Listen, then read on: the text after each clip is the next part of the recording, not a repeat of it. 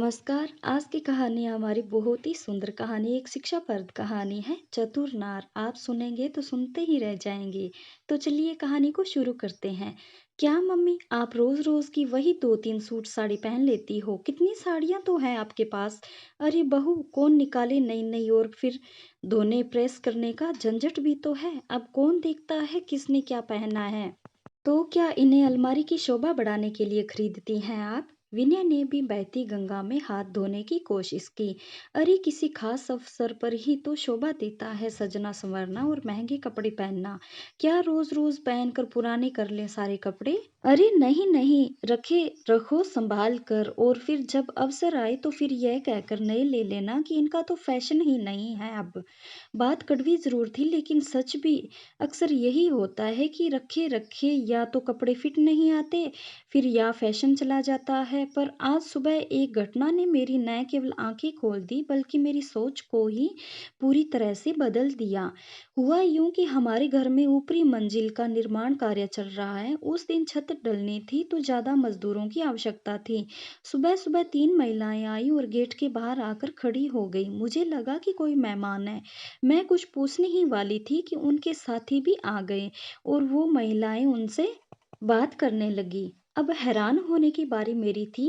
वे तीनों युवतियां बहुत सुंदर, गोरी चिटी थी। होठों पर लिपस्टिक करीने से बंधा हुआ ऊंचा जोड़ा पिन अप करके सलीके से पहनी हुई साड़ी देखकर वे किसी सैप्रभ भांत की महिलाओं से किसी मामले में कम नहीं लग रही थी। दरअसल वो उन मजदूरों के साथ मजदूरी करने आई थी, पर मैं विश्वास ही नहीं कर पा रही थी कि इतनी कमनीय काया की स्वामिनी ये युवतियां मजदूरी जैसा कठिन कार्य भी कर सकती हैं।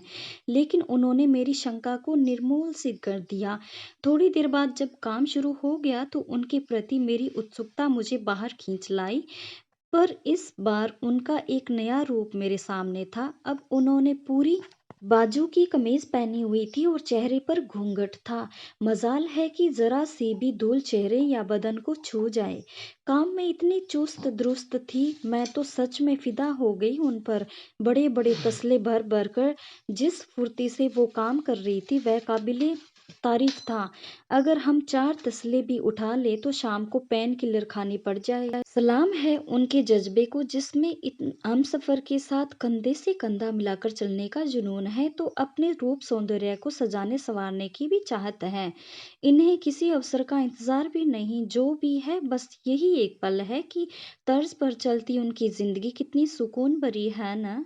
सारे दिन मेहनत करना और शाम को थक कर गहरी नींद सोने ने उनको इतना फिट बना रखा है। और एक हम हैं जो सारी सुख सुविधाओं के होते हुए भी हर वक्त किसी व्यस्तता का तो कभी आलस का बहाना लेकर अकारण ही परेशान रहते हैं और जीवन के सुख को महसूस ही नहीं कर पाते।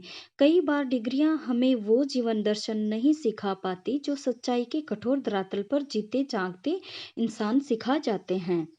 उन युवतियों के खिले खिले चेहरे मेरी आंखों में मानो बस से गए हो, जो बारंबार मुझसे कहते हो तुम खुद को बहुत होशियार समझती हो ना।